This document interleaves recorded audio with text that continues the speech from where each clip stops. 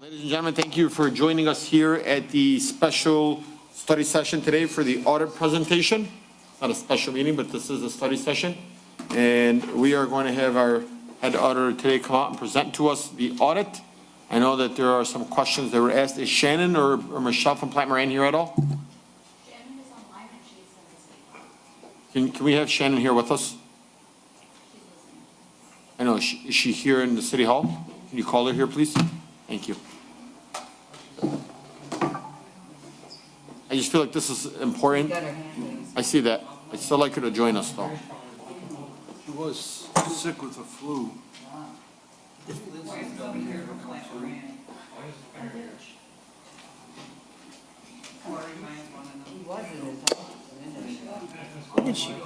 All right, guys, nothing from the audience, please, let's. I can hear everything you're saying. You look good today. Oh, Vince?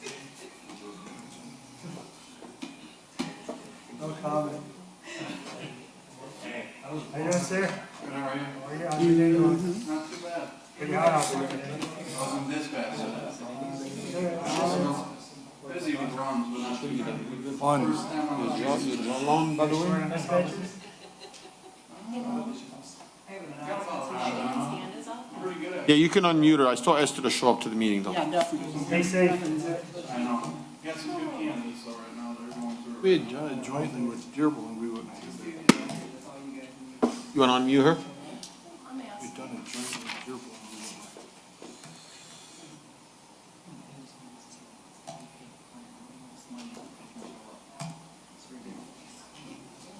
Those are at home that are watching. Thank you, Shannon. I appreciate you. I think this is just an important meeting. I think we should have everybody present, especially if you were here. Thank you. Can you allow me into the Zoom? Then can you go ahead and begin? Alan C. Young, correct? Yes, correct. Thank you. All right, well, good evening, everyone. Good evening, Council Chair Baidoon. Thank you. Other members. Pleasure to be here to discuss the highlights of the recently issued audit. It was issued about 6 weeks ago, early February. As you're well aware, there was an extension that was granted. We had some extenuating circumstances. The OPEB valuation, there were some issues getting that.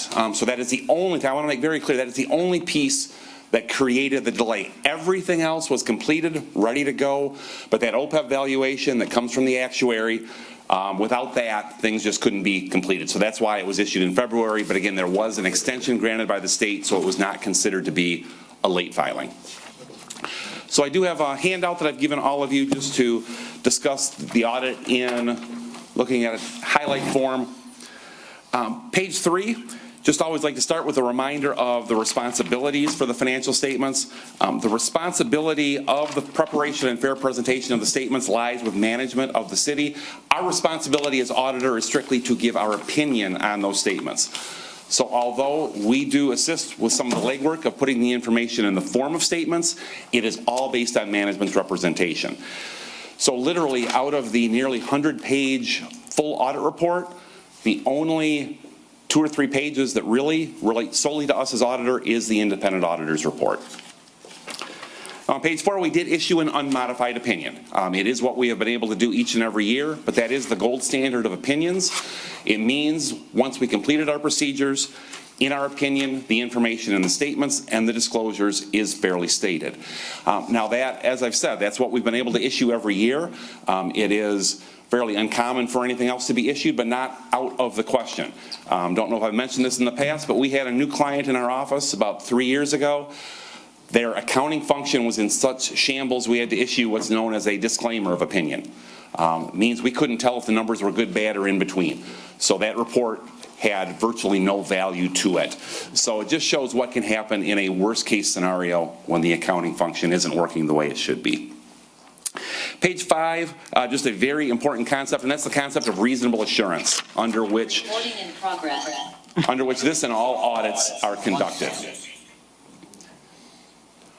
What that means is we do not look at every single transaction. Obviously, that would be time and cost prohibitive, just not the way things are done. But because of that, there lies a risk that there may be misstatements that were not identified by us. We certainly do not feel there are any, and our procedures are designed to help us identify any such misstatements, but because of the concept of reasonable assurance, I cannot tell you that with 100% certainty.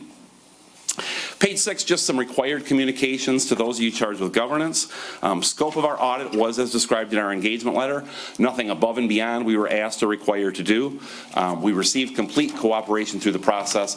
Certainly want to thank Shannon, Michelle from the Plant Moran team, everybody at the city. Excellent cooperation and assistance. Anything that we needed, we asked for, we got timely. So full cooperation throughout the process. Any adjustments identified as part of the audit were recorded and have been incorporated in the year-end numbers. Your accounting policies were consistently applied. We had no disagreements with management on accounting matters, and also to the best of our knowledge, management did not have to consult with any third parties because of any potential disagreements. Page 7, look at some numbers for your general fund. We've got comparative information here. As you see, the assets were down slightly. They were $44.4 million at June 30th, 2023, down to $42.7 million June 30th, 2024. We'll look at some pie charts breaking that out a bit. Yes? Do you mind just every time you go over something like asset, like explain exactly what does it include, liabilities exactly, so that people can know what we're talking about? Sure, and actually on the next 2 pages, we've got some pie charts that will break that out in detail. That'll probably work to facilitate that. Absolutely. Thank you. Liabilities did go up from $20.9 million to $26.4 million. Again, we'll look at a pie chart that'll show the composition of that. I got a quick question. Absolutely. And I know we're gonna go through this in the pie chart, if you may. So we made about a little bit less than $2.2 million from 2023 to 2024. But we have an increase of almost $5.2 million. Yes. So we make less money and spend more Well, money? this is on the balance sheet, so this isn't revenues and expenses. This is assets, liabilities. So there's a correlation, but the tricky thing with assets and liabilities, it is one point in time. So something, for example, on the liabilities, the main reason the liabilities went up is there was just a delay in the prior year property tax payment to your TIFA fund. So because of that, it just increased those liabilities because at that exact day, that payment had not been made yet. Okay, thank you.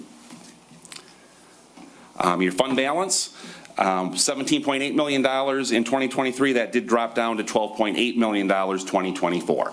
So that will be reflected with your revenues and expenses, that the expenses did exceed the revenues for the year. Now, if we want to go to page 8, this will be the pie chart for your assets. In both of the years, you'll see far and away the biggest piece of the pie is your cash and cash equivalents. So you do have a very liquid asset base. You got $27.6 million in cash at June 30th, 2024, made up just under 2/3 of those total assets. Additionally, you've got receivables of $3,042,000. You've got due from the pension fund, $3.9 million. Due from other funds of $3.9 million. Those due from other funds, that's just kind of timing issues. The general fund pays certain expenses up front, then gets reimbursed by the other funds, such as the water and sewer fund. So again, it's just a timing issue. Those payments all come in, just a lag in that timing. So that is shown as an asset. So what does the receivables consist of? Receivables? The receivables itself would include just a variety of receivables from the state, receivables on various grants, just kind of an all-encompassing receivables coming in. So revenues that have been earned as of year end, that the payment comes in subsequently.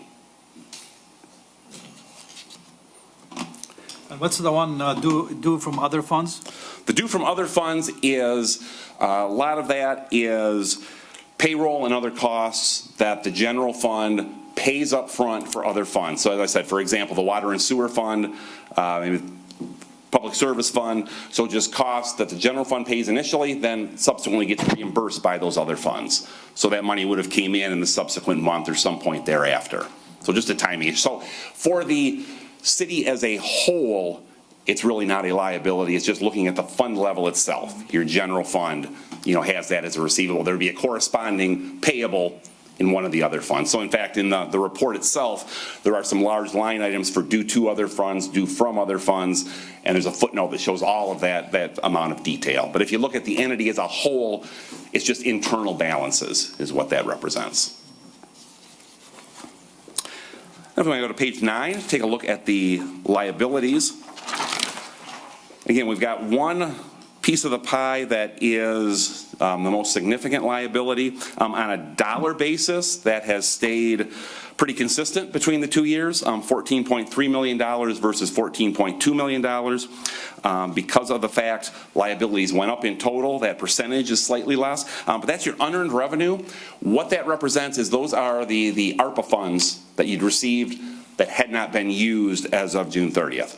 Now, it's my understanding that there has been kind of some decisions made on how that's going to be utilized and plans in place with that, but that's what that big unearned revenue piece is. Dollars you've received that just had not been utilized as of year end. I have a question about this money.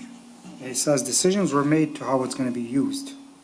We were only given one option how it can be used. Okay, that's outside of my venue. And maybe decision isn't the right word. I know there is Allocation. an allocation in place, absolutely. How that was determined is kind of beyond my scope. Just wanted to indicate that it seems that liability will be decreasing at some point in the near future because of that designation. And I have a quick question. Yes. You had a lot to do with this yourself, correct? A lot to do with what? The audit. The audit. Yes, I oversaw the audit, correct. You oversaw it and, okay, let's finish. Okay. Then again, we got another piece, the $5.8 million due to component unit. That is a little unusually large because that really represents 2 years of tax captures for your component unit versus the year before, which was $2.6 million. That's the more typical amount. You got 1 year, but for whatever reasoning, 1 year's allocation just was not forwarded to the component unit. So this $5.8 million is essentially 2 years worth of captures. Sorry, what exactly is the component unit? The component unit is the TIFA? IFA? Yes. Yes, so there's tax dollars that are captured that relate to them. City's holding on to those, there's a transfer that's made at some point. There was just a little delay in that happening for whatever reasons. Oh, that's almost. Double. Council Right. Chair. Yep, Councilman? Yeah, so in other words, the recapture, the money didn't get from the city or from the state to TIFA. Right, the city, Otherwise it the could've. city had the money, they just had not made that transfer to the TIFA. Okay, do we know why that was? Just, Not for me to speak to, I don't really, I'm not For sure of what whatever the reason, circumstances yeah. were. okay. Okay, now I'm going to look on page 10, we'll look at the revenues and expenses. And again, there are pie charts that'll break out some of the detail with this. Revenue did decrease from $58.7 million down to $49.5 million. I will say in advance of the pie chart, biggest reason for that is that ARPA funding that was there in 2023. So that was a big federal piece that just wasn't there the next year. Expenditures did go up, $52 million up to $54 million. That is crazy. And that led to a decrease in your fund balance of $5 million. However, Hold on, what page are you on? I'm on page 10. Oh, okay. Okay. One thing to keep in mind as well, though, is if you look at 2023, the fund balance went up by $6.6 million. So you've got kind of timing differences that are going on with various issues, and 1 year really can be kind of an artificial, cutoff point. So looking at the 2 years together, the fund balance did increase. So not to say that, that's not something to be concerned with or to make sure that doesn't continue to happen, but not necessarily an issue just because 1 year expenses exceed revenues. Well, the reason why you're seeing the inflection, and we know this, I think you're the expert. It's not because we're just seeing the last 2 years and, we're up. We saw ARPA funds. Right. And that's what the truth is. Like, I don't want to, like, and I'm not saying this to you specifically, but I don't want us to sugarcoat things. I don't want us to say things over the 2 years we're up, but the reality is we're down. Well, Like, we have to be okay with stating with what is happening with the finances in the city. I don't want to hear things like, and I'm just speaking for myself, to say that, we're just, we're up over the last 2 years. No, we're down. And we're going to be down this year as well. No, I'm not at all trying to sugarcoat anything. I'm just Yeah. pointing out that there was a surplus there the But I year also want you to before. point out the things that why we're really having this conversation today. Things that we need to be aware of, like, you're the expert that's auditing us right now. I don't only want to just hear the bells and whistles. I still want to hear the things that are disturbing, and it's okay. That's what this is all about. We can't just sugarcoat everything, and when things go bad and be like, oh, well, I kind of told you guys. No, we want to hear the truth. At least that's how I feel right now. I second that. And really, I think, and this here is one, you said it, we're delayed. And then now we're hearing things like, oh, we're over 2 years, we're kind of balanced out over here, we're up over the last 2 years. Yeah, we had ARPA funds. We know that. We used ARPA funding. Yes. The truth is, without ARPA funding, are we up? No, I can answer that for you. You don't have to. The truth is, we're not. And you shouldn't be afraid of who's telling you what you can and can't say from the administration. The truth is. Nobody's telling me what I can and cannot say. Okay, great. So Chairman. are we up over those 2 years without ARPA funds? I don't know the ARPA numbers off the top of my head, sir. $10 million. Well, certainly. Yeah, so without ARPA, without the $10 million, are we still up? I'm not going to comment on something that I don't have the numbers in front of me. And then let's proceed. Council Chair, I have a question. Who's responsible for paying Tifa back? Is it the controller or the treasurer? Treasurer? Those funds were invested for the missing money. How you were invested the money? They were aware of that. Are we penalized for not paying Tifa on time? No. Thank you. Okay, page 11, we've got some pie charts. Sorry, before you Absolutely. move on, it says other financing uses. What's that for? Other financing uses, let me open up to the report itself.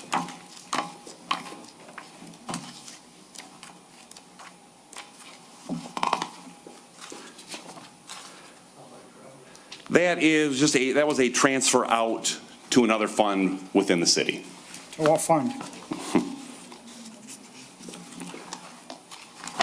One moment. Thank you, sir. Absolutely.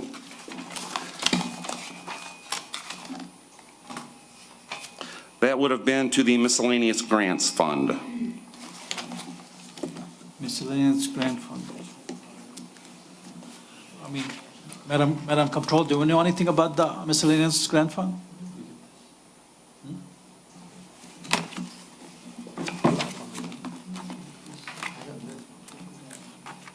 I never got to see this.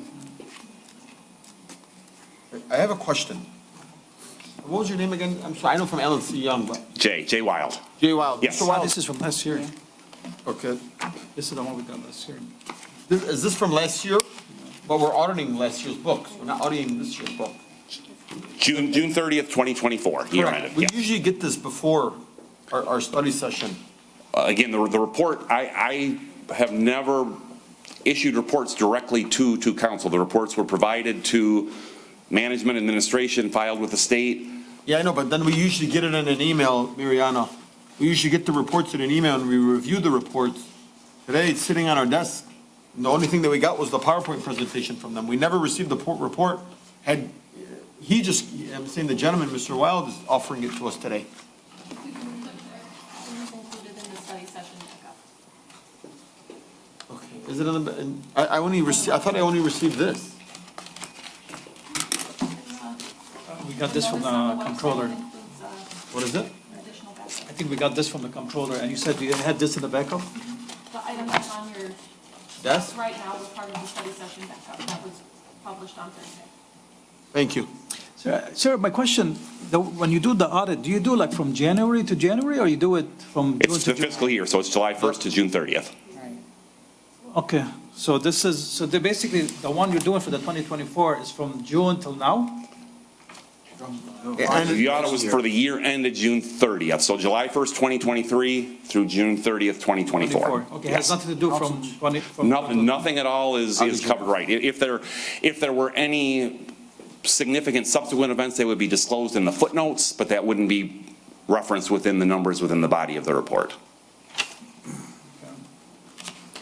Councilman, Constant. Sorry about that. Mariana and, or Chief Brogan, when did the new contracts, the more generous contracts for police and fire, those hit the books 2 years ago or more than 2 years ago? I'm sorry, I did not pay The more attention to your generous, question, the but I more- have the answer to the miscellaneous grants Go ahead. portion. So as you recall, last year, we were required to separate the MIDC grant fund for the courts, and they had to be moved out of the general fund into a specific separate fund. So that's what the remaining of the funds were at the time that we had to transfer into the new fund. I'm sorry, say that again. So there's a grant that we've had for years. Okay. It's for MIDC, the Michigan Indigent Grant Fund that serves the courts to Okay. provide an attorney for any indigent individuals that may need one in the community. Okay. So we get a grant every year to provide this assistance. As of last year, they created a policy where the grant needed to have its own separate fund outside of the general fund to be tracked that way independently. Its own account in that way? It's its own account, so that was us moving that money into that separate account that got created in the budget last year.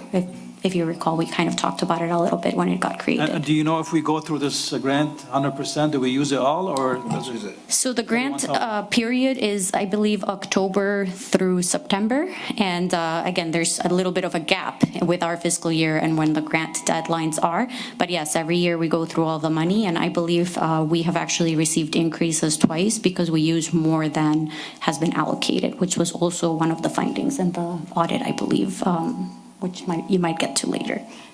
Council Chair, Yes, sir, Councilman Watson. Mariana,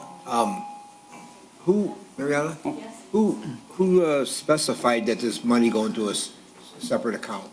The grantees themselves, It's so a federal grant? I don't recall if State grant. MIDC, I think it's state, because it's Michigan, yes, Council Chair? Well, if they're, sorry. well, they're doing the smart thing that we always want. We wanted things in separate accounts, but they say, administration always say, no, it's in there, you can find it. See, the state's mandating that. That's what we've been requesting on a lot of the things that we do, like, especially like this, ARPA money that went into the main ARPA money went into the water main replacement. That should be in a separate account, so we can track every penny of that. So as you recall, that's actually in a separate bank account altogether still, so that is separated, It's in a separate, yes, it can't be touched for anything else. correct. Okay, so can we get monthly reports on that? Well, you get monthly reports from me anyway, with the balances. If you're wanting a breakdown, like a statement showing the expenditures, I can break that out for you as well. There hasn't been a lot of expenditures recently, but, yeah. There's 10 million or 9 million in that, right? Again, we haven't touched anything from the 7.8. water portion. It's still sitting in. So the only money that was moved out of the ARPA fund was for the revenue reimbursement portion, the 10 million for that, which was approved by council both times. All right, thank you. Councilman Constant. The more generous contracts, the more money for police and fire amongst others, that hit 2 years ago, hit the books, or more than 2 years ago, or a year ago? Remember our former comptroller would speak about that? And Which one? Our former personnel director? I don't remember the exact date that the fire signed their contract. The contract expired in 2022, but we signed the deal in 2024. I don't remember if it's Okay. spring or summer. And then the police contracts you're referring to were before ours, probably 6 months to a year before fire. So that would have come in fiscal year 2024, so that would have been, in part, any idea how much responsible for the increase in expenses? Yeah, and if you want to take a look, the pie chart on page 12, you'll see public safety expenses increased from $28.8 million up to $32.8 million, and that is primarily because of those increases. Okay, thank you. Council Chair? Yes, sir, Councilman Watson. Thank you. You know, this audit is done on the fiscal year ending June of 2024. It's almost a year ago. And we're almost to a whole nother fiscal year, a few more months. I mean, what's the big delay? You mentioned something about a delay, and you mentioned a couple. And the delay was only about a month because December 31st is when the audit is due to the state. So it would have been mid-December, kind of in a best-case scenario. So it was delayed by about a month. It was the beginning of February. So it was issued about 6 weeks ago, and tonight is when I was asked to come, to the study session. So the timing really is not that off from what it typically would be. Because again, December 31st is when the report's been issued the last few years. Well, that's the deadline, right? It is. And you have to file an extension after that. I mean, that doesn't do us any good when we're looking back at almost 2 years back. We should, how soon can you get an audit after the fiscal year is done? Well, and again, there have been improvements in the 2 years that we've done the audit. The first year, it was a scramble to have the report issued on New Year's Eve to meet the deadline. So things have gotten better each year. Certainly we are hopeful we can get this to early December or late November. But it's a matter of everybody coming together. We need to get the information that we need for the audit. We need to be able to have the time to go through, do that, put the report together. So realistically, late November is probably a best case scenario going forward. You mentioned, Council Chair mentioned, don't hide anything from us or leave anything back. I mean, what's the reason why you can't do an audit in like 3 months or 4 months? Just a couple months. I mean, No, there's time. You've got to close your books. You've got to put there's a massive amount of documentation that has to be provided for an audit. As you may well know, the audit report is virtually 100 pages. There's all the internal information that has to be provided. You've got to have the actuarial valuations for your OPEB and for your pension. There's just a lot of moving pieces that have to come together. So I think and I don't know off the top of my head what the percentages are, where things lie, but I think it's very rare for any, city your size or larger to be issuing a report in September. That would be very unusual. Maybe not all of them are going to the end of December. And again, you've had, a lot of things going on here over the few years since we've been involved. Things are getting better. We're moving towards, and ideally, we don't want to be going up to the deadline either. So we'd like to move that up by, a month or so at least. And that's kind of the target going forward, and we'll just see what we're able, to do with that. are there any suggestions that you could give us so we could speed this along a little bit so we're not down to the deadline every year and asking for an extension? I mean, you're the Well, expert. the extension, again, that was a one-time fluke. That was a one-issue thing with the actuarial valuation from an outside third party. Otherwise, there would have been no need for an extension. The report would have been issued by December as it was the first 2 years. So the extension was a total anomaly this year that would not anticipate, seeing at all. And again, it's a process. There's a lot of information that has to be put together.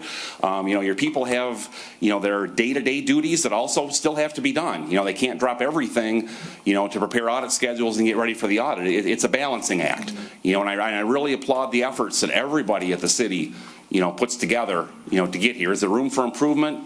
Absolutely.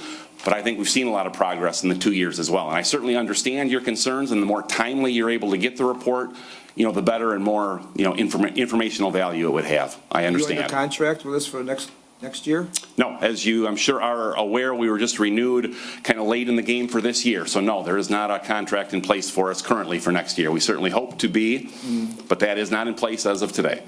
Well, maybe you can get the ball rolling a little bit sooner, get a hold of us and say, hey, let's get this. No, wait, there is communication throughout the year. We deal regularly with Shannon, with Michelle from Plant Moran, so it's not just that we sit back and wait until October and say, hopefully you can get us some stuff. There is discussion, and every year there's hope that, things can get tighter, and get a more improved time frame. Do you think that the switching in the large amount of comptrollers we've had? That certainly doesn't help. Absolutely. Anytime there's transition and change, it takes, time for that new person to get in place. And again, I want to give Shannon a lot of credit. She really has stepped in and has done an excellent job, in my opinion, with getting things rolling and stepping in without, losing track whatsoever. So I really appreciate working with her. Some of the other folks, you had somebody here who was just interim basis, in and out real quickly.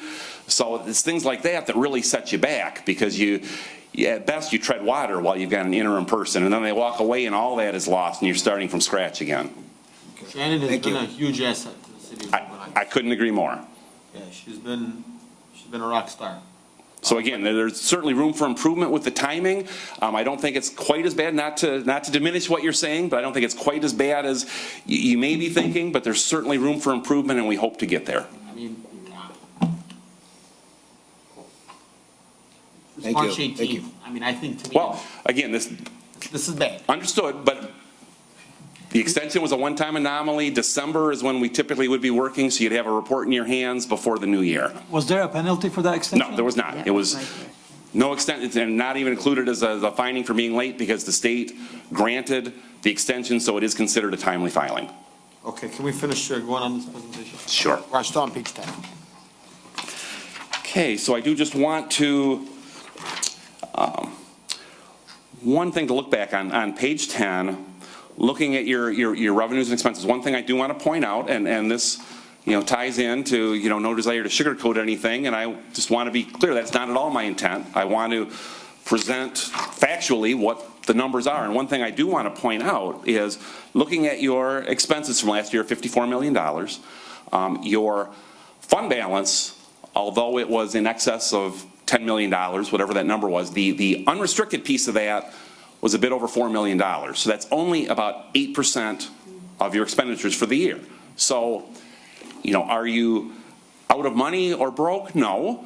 But is that something that makes budgetary controls very important and monitoring expenses very important? Absolutely. I mean, 8% is not a significant amount. That's, in some ways, you could look at it as kind of a razor thin or very thin margin. So you've got a fund balance that's there, you've got an unrestricted piece, but you've got to rein in the spending and the expenses as best you can to avoid that perpetuating. I'll say it for you.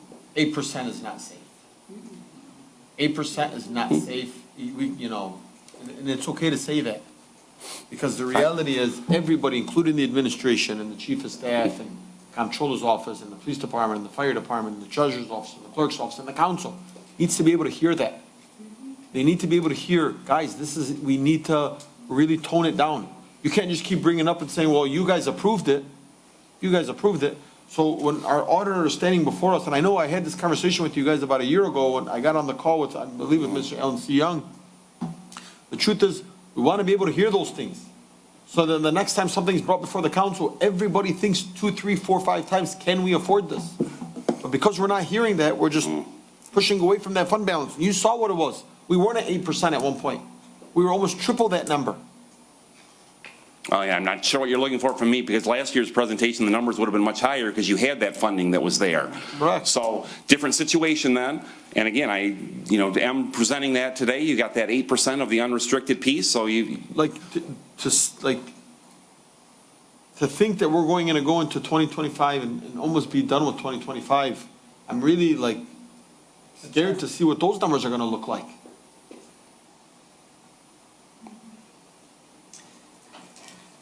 Shannon, what's the fund balance today, do you know?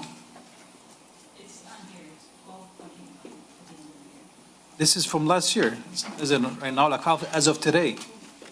Well, it all depends, like what he's saying, at any point in time, it could be different, so. No, I'm asking, can you tell today what's the fund balance? Do you have a number? We don't make any adjustments to it until year end. So there could potentially be a zero by the end of the year. So you don't know what the amount in the fund balance is as of today? I know what it was as of June 30th. Yeah. Oh, I didn't know that. I thought- All the checks have to be reconciled. 'Cause I th- Nothing other than amendments, nothing goes against. fund Because I thought last time when I was in your office, you said you were up to date till January with the fund balance. You had a number. That's on your revenue and expenditure reports, not fund. Not the fund balance? Okay, let's continue. Thank you. Okay, and really, that is kind of the extent of the highlights. The other thing I just did want to mention is with the findings that were reported, there were only 2 this year, and they were repeat items that are largely situational. One of them is the procurement policy, and there are some issues with the city charter and getting that fully in place. So that's kind of extraneous factors that are there. The other one is relating to cost allocations between funds, and there has been, an outside party that has been contracted that's being looked at and may well be rectified in fiscal '25. But otherwise, the internal controls and processes are solid and in place, no deficiencies or weaknesses to report in any other internal So, Mr. controls. Ross, I have a question. How does our, I'm looking at this report from June 30th. How is it that we come, we sign these contracts, we go in front of pension boards, they say the city's healthy enough to go ahead and approve these contracts, but when the city's not, financially, I just don't see how the city can afford these contracts or these expenditures. Yeah, they can that's afford. not a question I can at all answer. He's not. I know, That's his scope, yeah. but I mean, the scope of the audit too, He doesn't tell you how to spend your money, he just basically, other than how you doing. Yeah. So if you were to grade us today, you were to grade the city of Dearborn Heights, with your expertise, how long have you been doing this for? I've been doing this way longer than I like to think about. I mean, I'd like to hear it. No, it has been, let's see, I graduated from college in 1989, so Wasn't even born. 35 years, wow. Yep, so you've been doing this for about a year longer than I've been born, Okay, right? And congratulations on your 35, thank you, 36 years. appreciate that. My question to you is, 36 years, you've seen a lot of municipalities, you've looked at a lot of books, and you've graded a lot. What would you grade us today? Well, and that's kind of a loaded question and one that's so subjective. I'm not one to kind of go to one extreme or another, so I'd probably say you're sitting at a C. So a lot of good things going on, but some areas to make sure to look at. So I think, again, things could be worse, but there's things, to be improved. So, I certainly wouldn't look at you. And that's not your role to determine how the way things operate. It's how we spend the money over here. But the truth is, I thank you for that. I think you're very generous with that C. Well, Yeah, I was gonna say C minus. but- okay, so we're close. Thank you. You're welcome. Any questions from the council members? Council Chair? Councilman, So, but generally speaking, if you can say, so, like, sales tax revenues are up because of all the property tax value, property taxes are values of the property are way up. So we're still continuing it Yeah, uphill. trend. revenues were up, property taxes were up this year, so those items had a favorable trend, absolutely. The big thing with revenue, again, was that ARPA funding. There was a one-time kick the prior year that just wasn't there in 2024 or going forward. We're, a lot of economists predict we're overdue for more than a correction. So when that occurs, and it'll probably occur in the next 2 years, the city's gonna have to probably dip into their fund balance some more. Well, certainly with you and all cities, if there were to be a big downturn in property tax values, then yes, you're all going to take a big hit if that were to happen. Hopefully that's not the case, but that is a contingency that you've got to contemplate, certainly. Thank you. And yeah, I mean, in state shared revenue, the sales taxes, gas tax, everything, it's all way up. Certainly. Thank you. any other council members? Are you still going on this, or did you finish? I'm done. Yeah, no, he said he was done. Anyone from the administration? I know that there were some questions, Shannon, that were emailed to you by Councilman Ahmad from Mrs. LaPointe, and we sent it over to you. Were you able to get any of those answers? I'm sorry, I can't hear you. I did not. Will you be able to break those back down to us? Yeah, of course. Unless you wanted to read them some of the questions, Councilman. I mean, I don't know if some of them, if they have to do with the audit, but, can we read them? Yeah. I mean, the first question was, generally speaking, the corporate fund balance has skyrocketed over the last few years, yet the administration insists we have no money. Can the auditors provide any insight into why the balance is rising so much despite balanced budget?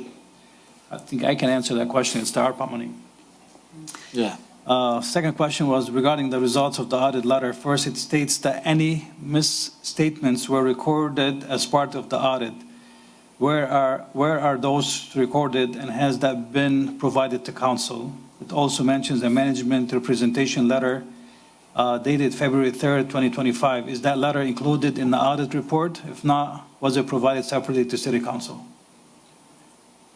Yeah, that is not part of the audit report, and I'm sure that's something that could be provided to council, the representation letter, along with the other item you referenced. And I believe you can get it on the state website. too. management representation letter and, yeah. What's a managed representation letter is kind of an internal document that any audit firm is required to get, basically somebody taking ownership of what's in the statements and letting us know, hey, there's nothing that we are intentionally concealing. Yeah, essentially, yes. Yeah, the third one, I'm not sure if you covered this, but it says, did any unauthorized expenditures come to the attention of the auditors? No, there was not. Do you check on that too? Yes, absolutely. We look at cash disbursements. We do certain testing to look at compliance with laws, regulations. So yes, and again, concept of reasonable assurance, we don't look at everything, but we do test those items. So how do you check on those? Like, what if the administration say they spend money that we did not, okay, how do you check on that? He wouldn't know. He would just know that, if That's what I'm saying. I mean, he said he did, but. No, so how they'll be able to track that is, if we had to pay the water and sewer fund, and there was a receipt, and it was broken down, and then it was paid for, that would match to him. He doesn't know if the council So just with approved it or not. receipts and stuff, you match. Sure. And then also look at budget to actual, so there is a budget to actual comparison that's included. If there are any overages that's in that, then that's potentially required to be reported as a non-compliance as well. So yeah, basically, he does not cover that question then, on the unauthorized expenditures. I think not from the angle you're looking at. It's not Yeah. really necessarily covered in the audit, Yeah. correct? Yeah. Council Chair. Let him finish it. Number four, where in the audit, including the past few years, would one look to track ARPA funds? Well, and that would primarily just be the revenue that came in past years, and then that big unearned revenue piece that's sitting there. That is, if not 100%, almost 100% ARPA funding. So that big $14 million liability that's sitting there, just unearned revenue. It'll convert to revenue once it's spent. In auditor's professional opinion, who, by title, is responsible for implementing the correction needed for the identified deficiencies?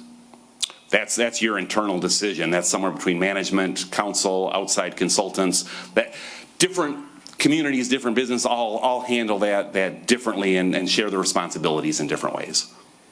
I didn't notice any mention of the SRF loans we obtained. Where in the audit would these be mentioned and tracked? Just no offhand, there is a footnote discussing all the long-term liabilities. I read it for 30 years, 10 years, 15 years. Yeah. Because the thing to keep in mind as well is the general fund that's done under governmental accounting, so long-term liabilities and assets aren't contemplated at all. That's included in the first set of statements, which is the entity-wide set of statements that includes all the long-term debt, the pension liability, the OPEB liability. So that's reflected there, and there is a detailed footnote that lists out all of the different liabilities and the terms and the maturities for those debts. In regards to the needing procurement procedures, could this be accomplished with an ordinance? Which specific charter section, that's obviously. That's yeah. on it. Thank you. Thank you very much. You're welcome. Councilman Constant. I'm all set, thank you. Anyone from the audience? Stand up. Please state your name, the city you reside in, the street that you live in. Are you speaking as a resident or as a treasurer? Both. I could do treasurer or resident. Lisa Hicks Clayton, and I am the treasurer and also a resident of Dearborn Heights. I live on Gully in Dearborn Heights. The only question I have, and maybe our auditor can help me with this, the state of Michigan required financial policies for local government. And when I look through all these, because a lot of those I've written for the city, but one that's included is the fund balance policy. And I know back when we had a budget and compliance director in the city wrote one, and I believe the council had approved it. And it's required by GASB 54. Do we have an update, can compare it to what our fund balance is right now compared to that policy? That's my question.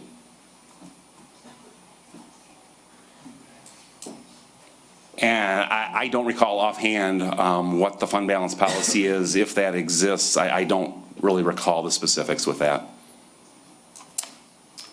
I have a question too. So any grants that the city obtains, is that under revenue or this is separate? Do you consider it just revenue or?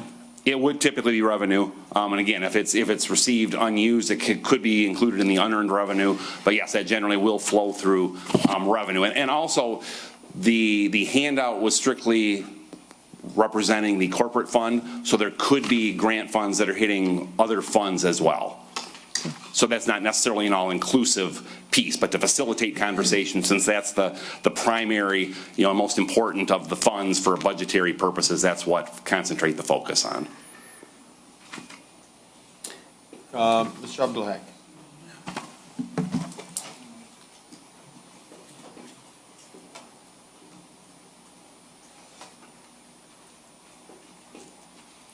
Good evening, Zuhair Abdulhak, Rosemary. I'm going to talk about the audit, but I have something else to speak about.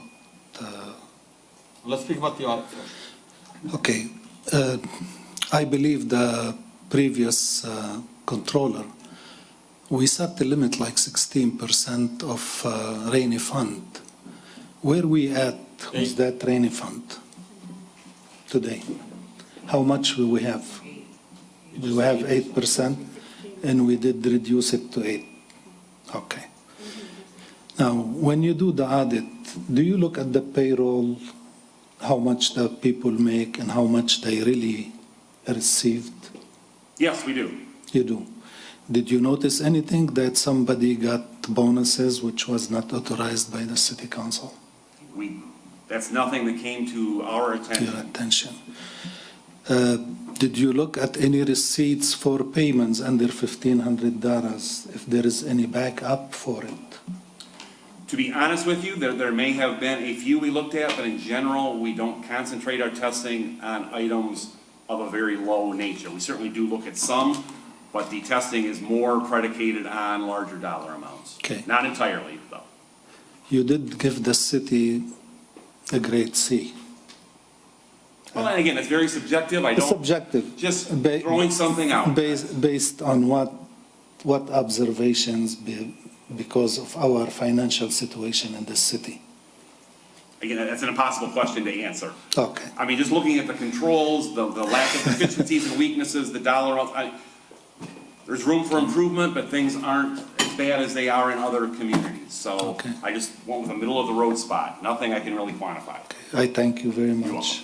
And why was this audit late? It was supposed to be presented to City Council in November. No, that was never the intention for November. But Definitely. for the last 20-some years, I attended the City Council. It's always been submitted December. to the, No. and this, before the end of the year. With all due respect, the last 2 years, the report was issued in late December, and I have presented, I believe in March, both of the last 2 years. So Was maybe previously, but Was not in that, our was tenure. that because some employees did not give you the necessary papers? Absolutely not. As I indicated, I just want to be very clear. We got complete cooperation throughout the process.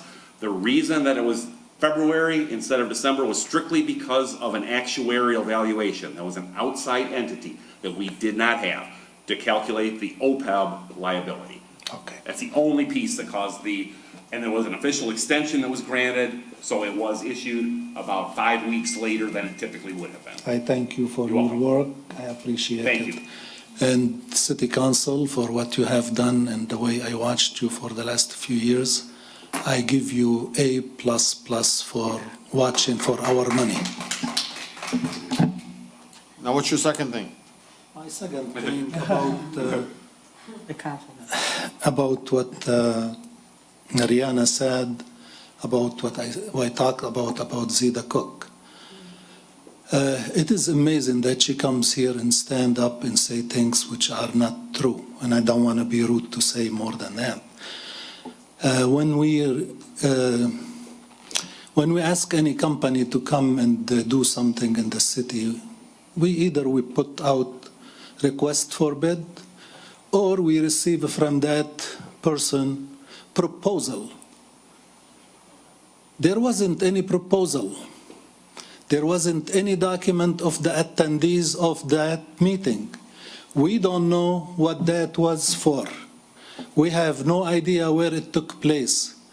And she said, we gave Mr. Abdulhak what was exist. I FOIA'd all that document.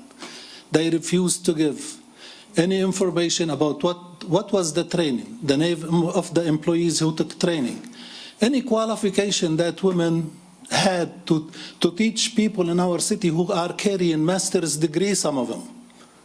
We don't know anything about that secret meeting except She split an invoice which came 2,250, then they split it into two so they do not come in front of you. And she never asked for down payment because she submitted 2,250 and the treasurer refused to sign the check. Then they went and changed them to two checks. They are the same date, 3/17/2023. It was the same day submitted, the same thing for the same 2 hours training.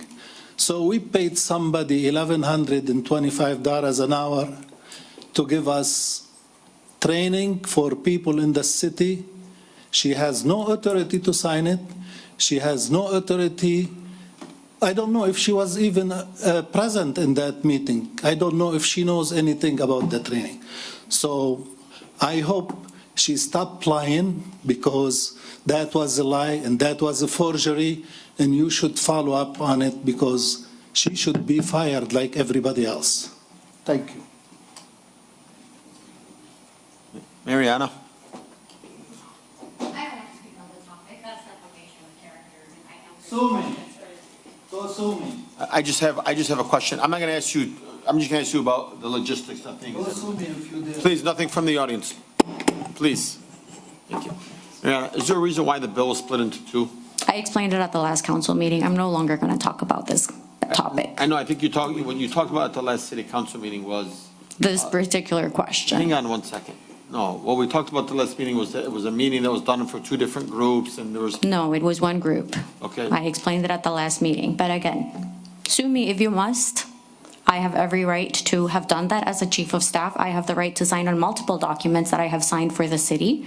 So again, he continues to say that you wouldn't have a position in a leadership position with the salary that I have if they're not authorized to pay. I explained the only reason it was paid from the mayor's department is because the HR department didn't have a budget that particular year, so it came from the mayor's office. Again, if you have any issues with regards to that, you can come and talk to me. In private, I'd be happy to explain to you and explain everything that took place. Taxpayers' money. And that's my response. So the truth is, the conversation when it comes to taxpayers' money doesn't have to be talked in a private room. It can be talked public. Correct. And again, I explained that at the last We have meeting. to refrain from saying, well, if you want to talk to me about something, if a resident gets up and says, hey, why was this split into two? Because really, if it wasn't split into two, you'd have to come before the council, and it didn't come before the council. And we know that you can sign things, but you can't sign things over $1,500, because that's what the charter says. Correct. But I Sure. also didn't want to pay something prior to the event taking place. So then they explained, we need to purchase materials for the event. Thus, this budget was split, which is what I explained at the last meeting. Who was in attendance? Again, all of the directors, all the leadership training team was there. It is not an unusual thing to have. Every single director in the city was involved? Every single director was involved. So, Here's your yes. answer. You're not a director, Lisa. I'm sorry. You're an elected official. Who's Lisa? Yeah. Again, elected officials weren't included. Directors were. Chief, were you there? Thank you. Council Chair, Yes. Mariana, when was the down payment paid? I don't recall the dates. Again, it was really fast, like it did happen rather suddenly, which is probably also why it wasn't presented to council in a timely manner, but it did come through claims and it was approved, so it was not like hidden or anything of the sort. So as far as I recall. But again, we can look into that deeper, but again, every department was there. It took place at the See the Cook location, which accommodated all of the employees that were there for the situation. There was See the Cook there, as well as one of her employees that was assisting in the event. And again, we worked through a lot of leadership development, communication issues, how to address concerns from residents, et cetera. And again, I don't have any documents. Again, like there weren't necessarily any handouts that were given. It was a team building opportunity. And that's why the FOIA didn't produce documents, because there weren't any documents to be given. Thank you. And again, typically trainings don't provide documents to people to take home, or if they do, they're also restricted. So just adding that in general for other trainings as well. Were there two separate claims for the down payment?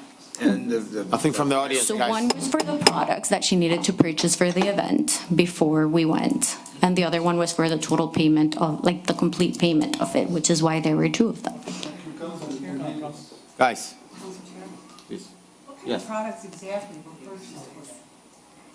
And where's the list? I don't have the list because she's the one who bought it. I can ask her to recall what the expenses were. Because I would think you would need an itemized statement to pay it, not just blindly pay the money. because it's a supply We thing. paid for the On your mic, please. experience. Sorry, we paid for the experience and the training that she provided, which again, typically it's more of a verbal thing. So you pay by the hour to trainers, and it is normal for a group of 10 people to pay $150 per participant. So that is not an unusual charge. You know what I will tell you? Yep. If I asked every single director to pay the $150, they probably would have said, I'm out. Correct, which is why the city and the organization typically provides all trainings for all employees, because they would all say no if they had to pay the trainings. You know, I think I think what here the council members are doing, and maybe the resident, is to show that the stuff's just gotta stop. All we're asking is just to say, hey, man, we know these were split up. If she purchased the things, or the company of Z the Cooks purchased the stuff, it means this is the ultimate pricing from Z the Cook. If it's greater than $1,500, according to the charter of 1963, you come before this governing body. That's it. Again, it was my Conversation is understanding over. that claims came through council. I can double check if those did or not. They didn't. Okay. Nothing was done to split it up to evade the. Yeah. Yep. It came up as an expense of under $1,500 twice to make it up. And this has nothing to do with But- Z the Cook. Okay. This has nothing to do with the company. I think this ultimately has to do with the relationship between the administration and this governing body of the council saying, please. Like, we've witnessed this with the tree company that chopped down an emergency of trees right up behind the restaurant. We've seen this many times. We're seeing this with IB Electric. We're seeing this with here. If you don't realize the trend is the council saying, stop it. So. Why? We have our auditor here telling us we suck. Yes, and actually, I want to go back to one of the items that he mentioned in an email that I followed up with council at the last meeting. So again, I think that a lot of this miscommunication that continues to take place in the organization, and it's repetitive, it's because of our procurement policy. So I truly believe that that needs to be updated. I showed you the discrepancies in between the amount that's allowed by the charter and the amount that's allowed in the policies and procedures. If we follow the policies and procedures manual, you would have received those claims. Not as claims, but you would have received them in your monthly report of like, this is what's been paid out. Why that's not being done, that is a perhaps area that we can update. And I know that Shannon already came up with a process. I don't know if she's implemented it already, where they're showing you, here are all the things that were paid, even if they are $10. So that is, in my opinion, what's going to be clearer for you, is to have a full breakdown of every single penny that the city is spending, which is what you should be having. You should only ask for permission for a certain amount, but you should still view everything. I'd like to.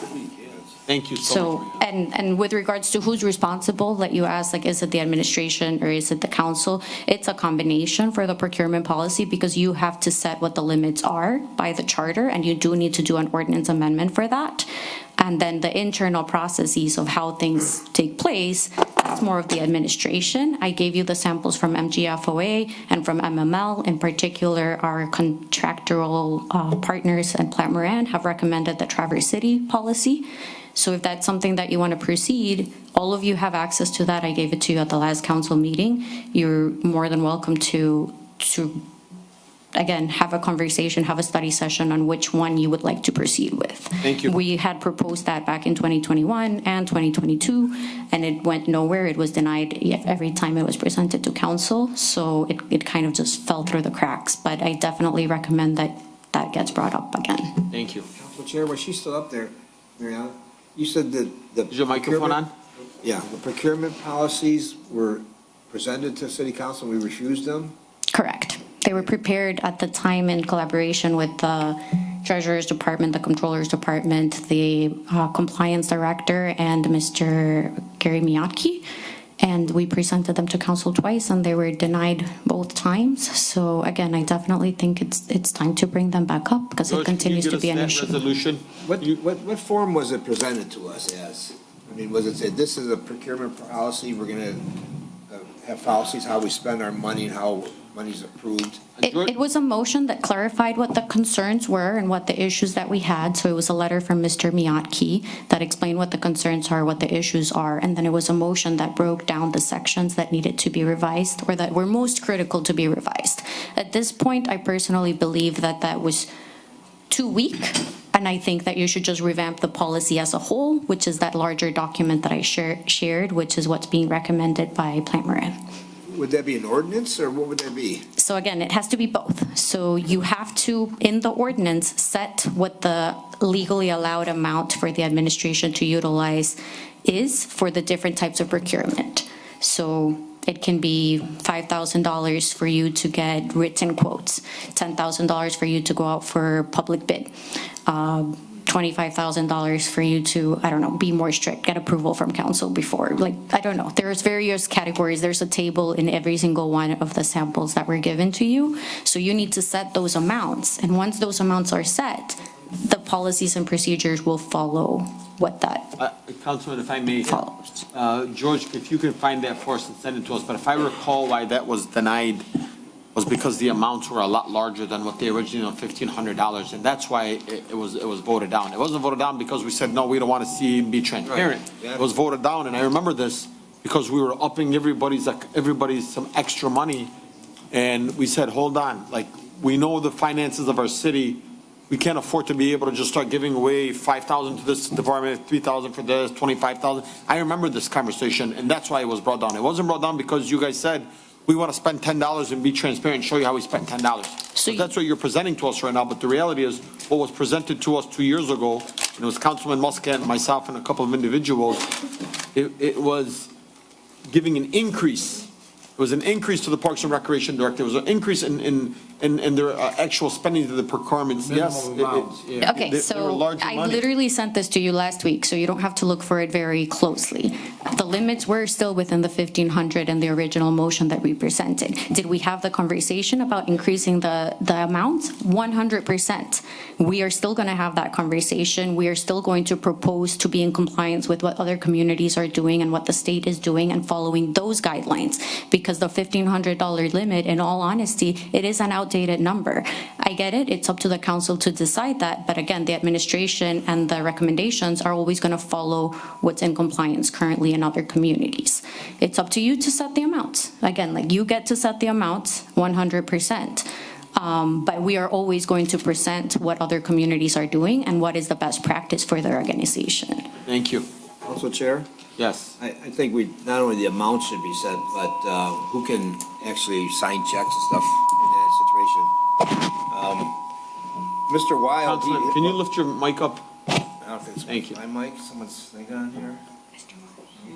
Mr. Wild recommended, his recommendation said the city should adopt its own documented procurement procedures as required by who? Who's this required by? Is it a law that we do that? Act 196. Yeah, I don't have the document in front of me, but certainly there are requirements that you have, procurement policy in place. So it's, as Mariana was discussing, it's just a matter of taking a very good opportunity with this being updated to look at those dollar thresholds and seeing if those should be, increased to be more in line with other communities. What are you stating there? It's a CFR 200 point. That's a federal clause. It's a federal. Federal requirement, yes. It's a federal requirement? Yes. We're not following, we don't have following a federal requirement. You currently don't have really a procurement policy that is being followed that's in line with both the charter and with the policies and procedures. So you've got kind of a nebulous kind of going in different directions. Is there a template provided? I think, as Mariana said, I think you've got several templates that have been provided, for council to look at. Right now, we're just following based on what the charter says, and we're going based on that. We don't have an actual requirement broken down yet. It's a federal requirement, though. It is. There's been a fire requirement for many years. And that's why it's been shown as a finding for at least the 3 years we've done the audit. Thank you. Thank you. Anything else, Councilman? No, thank you. Thank you so much. Next up, we have Rachel Lapointe. Some microphone is really. Hi, guys. Rachel LaPointe, Merrick Street, Dearborn Heights. One second. 1 second, Rachel. Rachel, 1 second.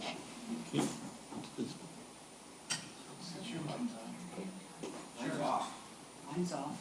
Mine's on. Okay, whatever it is, now it went away. Go ahead, Rachel. Sorry. Please state your name, the city you reside in, the street that you live on. You got 2 minutes. 3 minutes. Rachel LaPointe, Merrick Street, Dearborn Heights.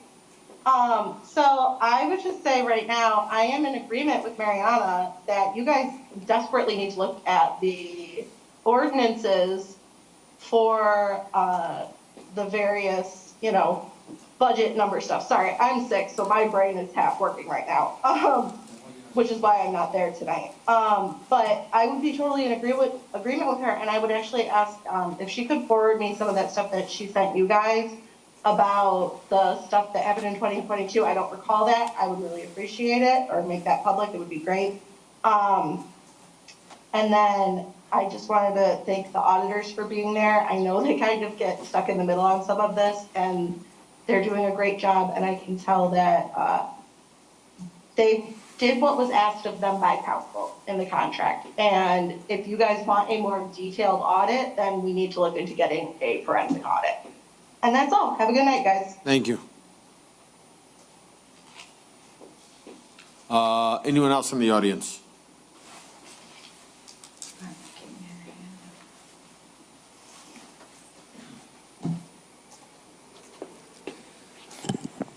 Trapkowski, Columbia Street. Can you hear me? Yeah. Sound okay. Just curious, we spent $3.2 million on golf course equipment that was bought and signed for by Miss Mariana, correct? What is it? The golf course equipment, What about it? $3.2 million worth. I mean, It was bought and signed for by Miss Mariana. But my question is who checked it in, and is it there? Who signed for it? Mariana, did you sign the $3.2 million?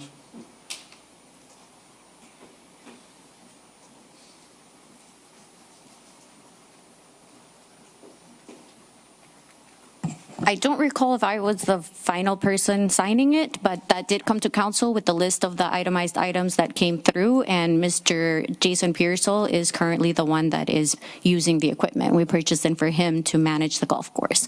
I would have to look back at the invoices, but that did come to council at the time. The full list was there. It was presented by Mr. Pearsall. Who signed it? Again, I don't recall who signed, but council approved it. So regardless, there was approval from the council body. Thank you. Can we find out if you can send us that, George?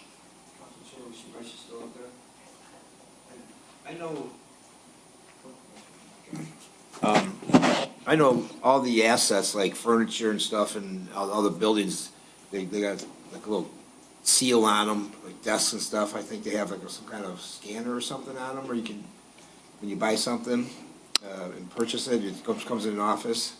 We don't have that system. We have it for technology now, but not necessarily for all of the equipments in the city.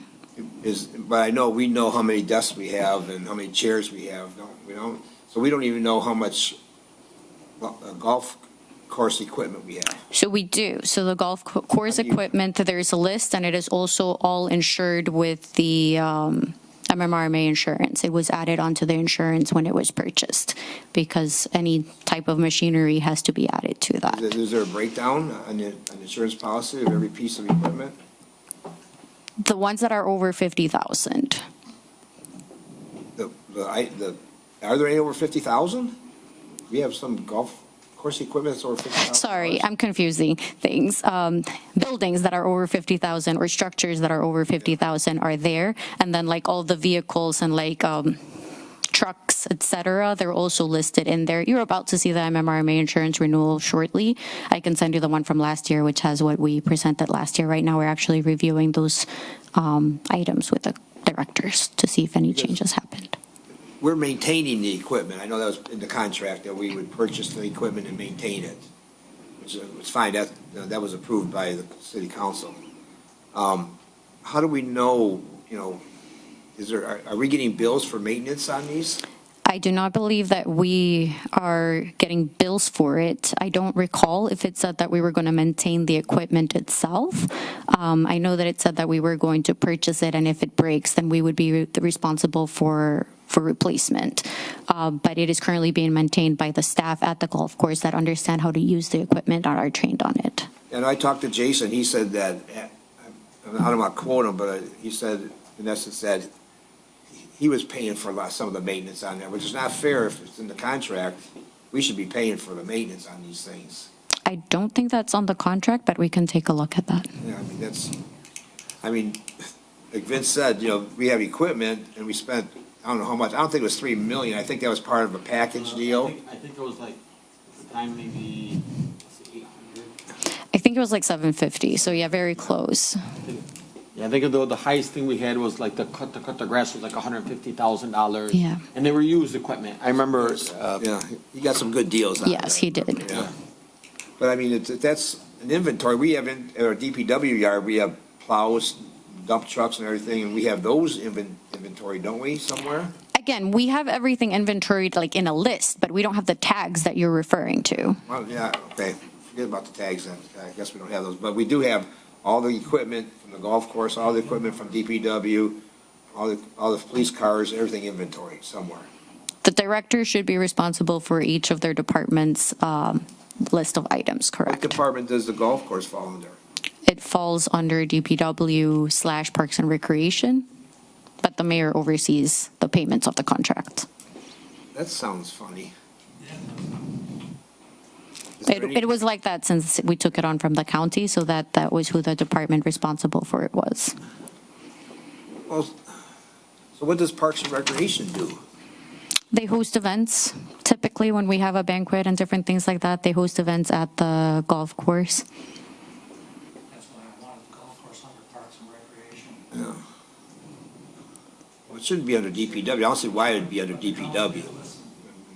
Is there a reason why it's under DPW? And DPW has to do some of the maintenance in it with regards to like the area that is our responsibility, such as the parking lot. well, they do maintenance in every city building. Correct. Every department. all right, guys, I want to move on to Yeah. the next thing here. Thank you, Councilman. Are you all set here? Well, I guess so. Thank you. The audience here. Thank you, Mariana. Hello, everybody. Good How you afternoon. doing, sir? Please state your name, the city you reside in, and the street that you live on. Assalamu alaikum. My name is Jamil Alawiya. I live in Dearborn Heights, In your street. Baldwin Street. That- So I wanted to discuss something that came in the mail to me and a few other residents. This water bill. It's double since my last payment, and I haven't used it as much as double. It's the same as I've been using it. And I'm scared for when summer and spring hit and I'm going to be outside playing in the pool and with the water. And I might have to take out a loan to pay it off. So I wanted to ask, is this normal? Why is everybody getting hit with double the water bill? It's a great question. Things are being looked into, but Shannon is here. If you can speak to Shannon, she can look into it. There's a form that you're going to fill out, but Shannon, can we also take a look at his water bill for him as well? This is something that has been ongoing, and it's no secret in Dearborn Heights. We're not sugarcoating any of it. And it's really affecting people's livelihood. I think my dad's in Lebanon right now. My mother's in the house by herself, her and my little brother. And I want to say they got an $800 water bill. Yeah. So It's two people. So do we pay half of it, or do we pay all of it, or? So that's why I want you to see our comptroller. She oversees the water department. Is yours actual or estimate? Say actual reading. Is there an E or an A next to it? Where would it say it? Next to the unit. It says A. That's it. Type What about the A. previous one? Type A. What about the previous one? It says on it, Type A. They were all type A. all A, even the Yeah. previous bill? Yeah, two bills, type A. My last one? No, it says on it too, like it says previous bill, which Yeah. next to it, A or E. A. A? Yeah. They're both actual. How many billing cycles is your bill, does it say? 3 months. Okay. How much is your bill? It's $604. Not bad.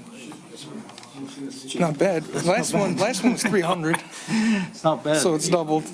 Mine is So I'm scared 1,000 every time. when summer, spring hit, and we're gonna be playing outside and Water in the grass. water in the grass, turn on the Plants. sprinklers.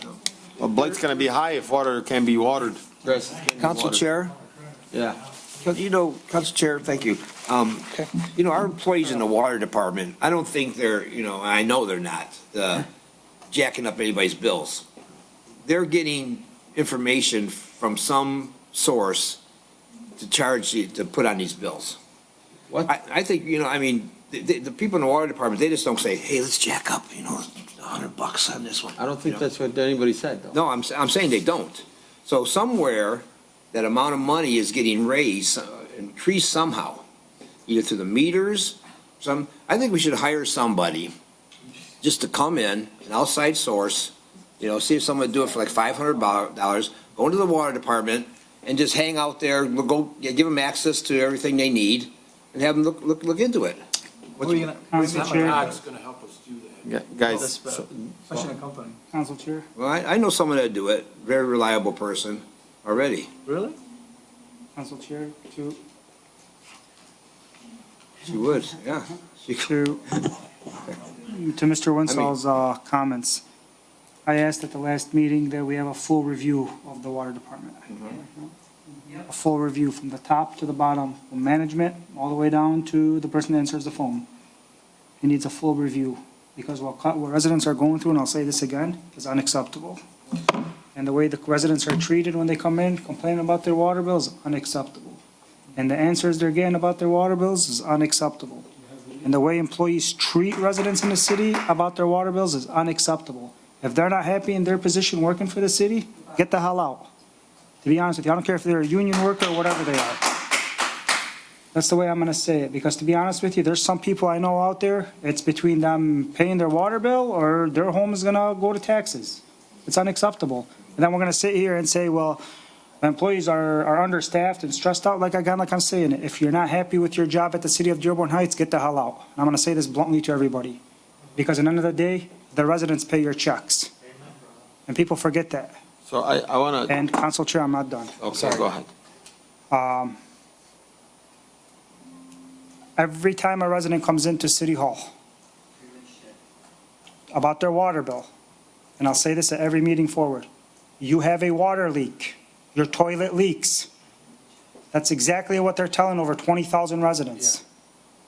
Are we in the Guinness Book of Records for leaking toilets in the city? And it's not. It's really not. There's some people, my water bill personally, sometimes it's $1,200, $1,300. Guys, nothing from the audience. And that's fine, we have a bond and everything to it. But the fact that residents can't get answers when they come in, especially elderly people coming in, people that really have no knowledge about what the water bill breakdown is, that's unacceptable. Guys, I don't think it's the employee's No, fault. no, hold on. It starts at leadership and it goes down. They're used to the same status quo. The same exact excuse has been used year after year after year. I promise you, if we put a complaint box in front of the water department with the residents that are dealing with the issues, that box would be full within an hour of complaints. I agree. And I'm gonna put at the next meeting, I really wanna put forward a motion. I want the water department in the city audited. I'm gonna see if certain positions are needed and certain not. It might be better to go to a third party where there's nobody, like Councilman Winsall's saying. Nobody's doing or not their job or their job. We're going to electronic meters, but honestly, if we're rating the city as C, our water department is getting an F.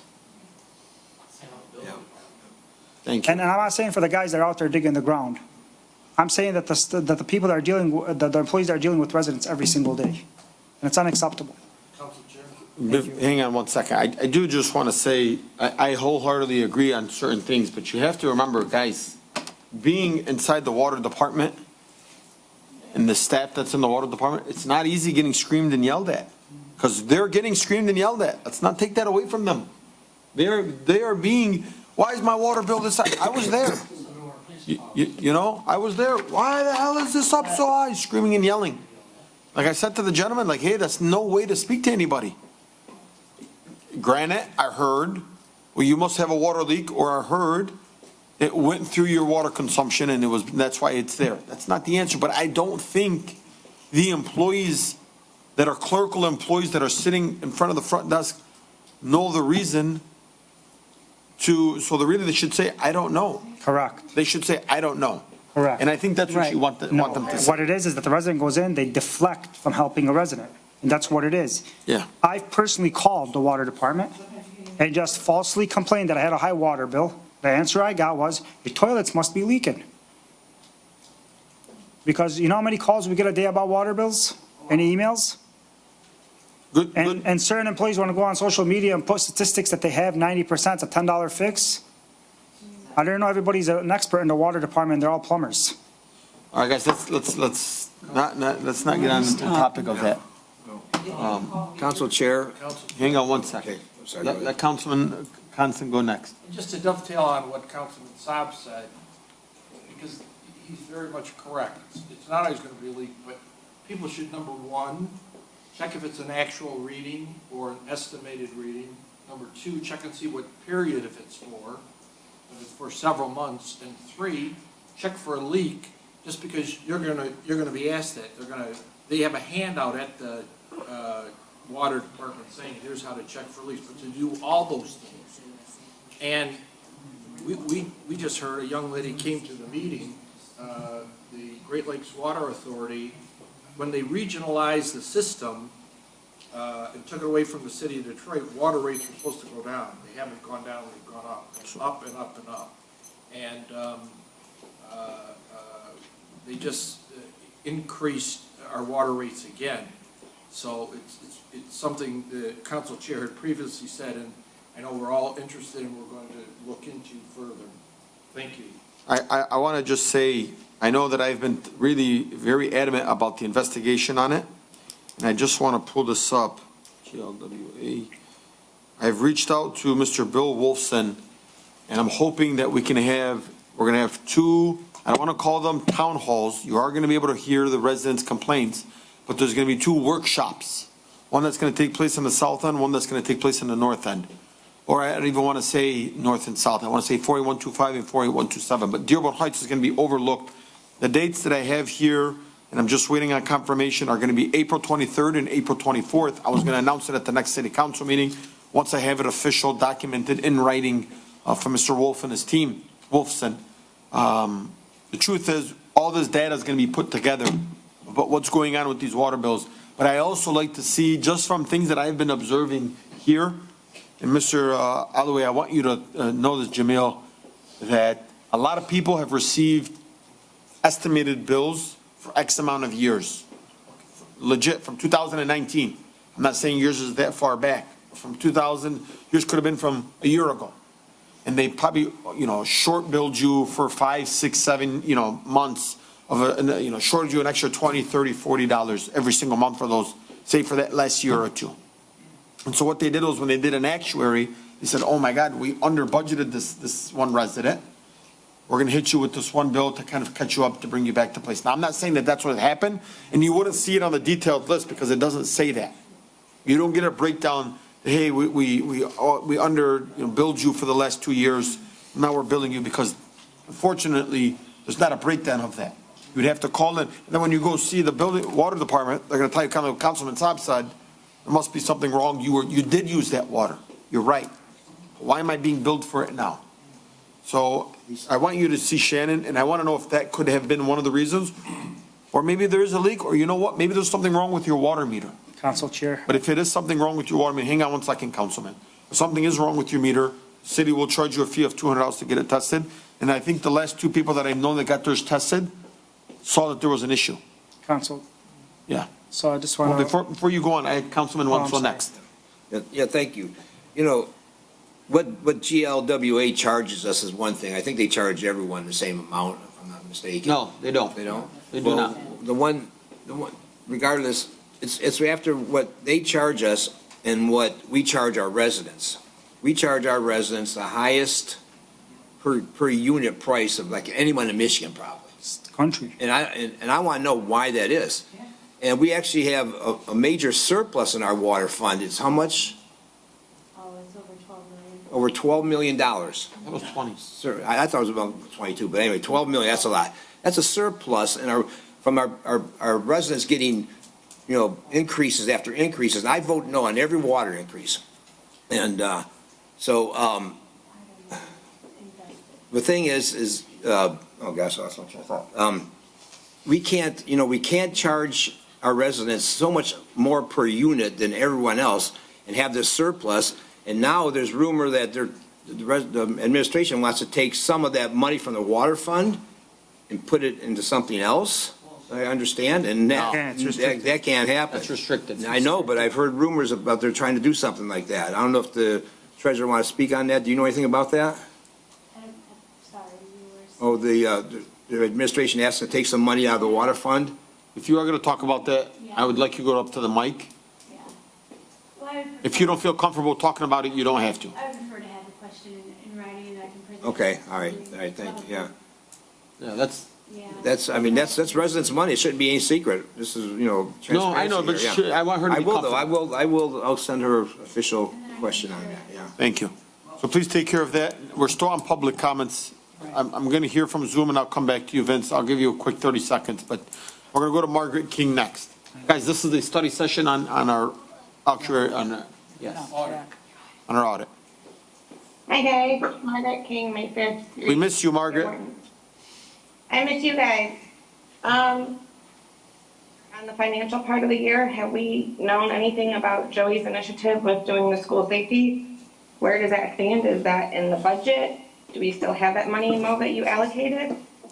So that's a great question. This is, what the audit would tell us just like where we're standing. This isn't about like the actual budget. I know I've asked Mr. Deeb.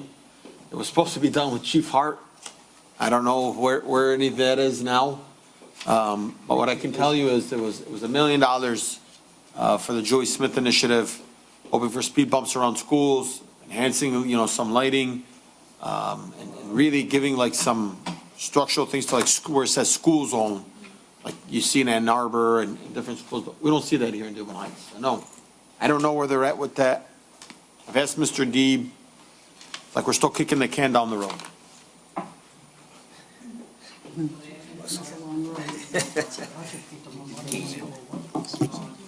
Is it? CSO? CSO.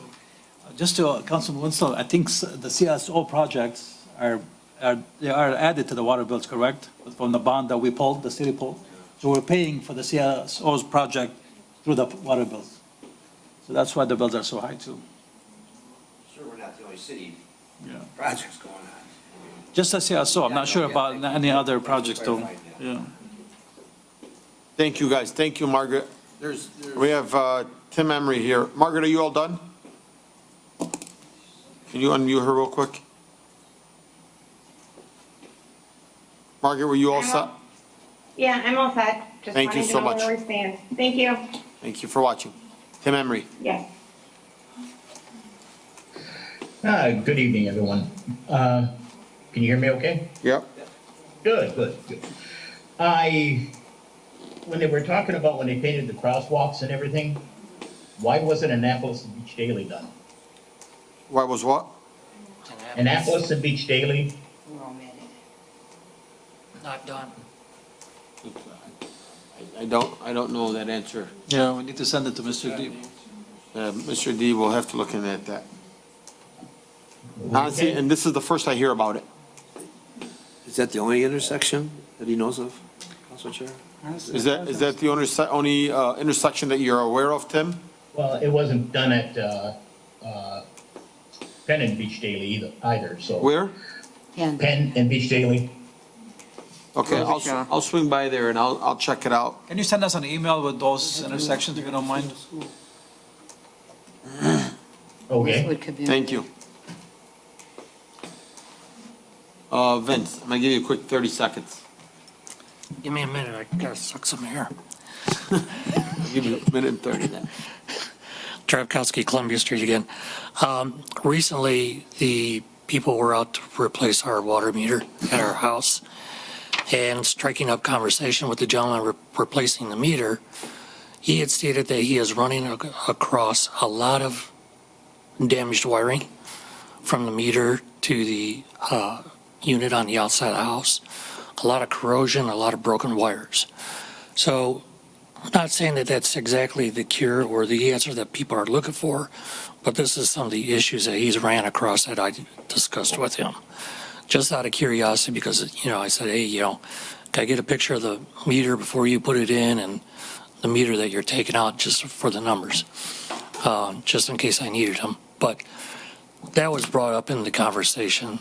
And when you do get your meter, you get a brand new meter, obviously, and you're going to get a larger box on the outside of your home to replace the small little meter reading box that are currently there, in case anybody's wondering. Thank you. All right, thank you. Have a good night. Thank you. And thank you for your presentation this evening. I've had complaints from people that they're told they have to get a plumber first, and they have to pay for that, which isn't good. Thank you. And I agree with you. That's not good. Council Chair, I had a comment just to, said. Is this on the water? Yes. Can we save water, because this is a study session Okay, on go ahead. yeah, on the budget, not on the budget, but our. That's public comment. Not audit. Go ahead. Audits, yeah. And you add the water department? Well, that's why, I just want to see if you have any closing remarks for us.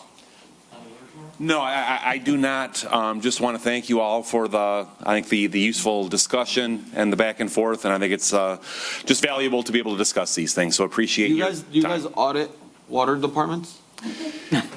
That sounds like kind of a specialized thing that you're looking for. So, certainly we could talk with you. I don't know if we would necessarily be the best party, depending on what you're looking for, but certainly something we could potentially help you with. What if we collected all the data for you? Every single person has some type of issue and we brought it to you. Would you be able to, and I'm serious. That is potentially something that we could look at seeing if we could come up with some procedures that we could We're about to renew a perform. contract with you, right? We're happy to help you in any way we can. We'll take a pro bono. All right, thank you so much. Thank you. Anyone else in the audience? Anything else from any other council members? All right, this meeting is adjourned.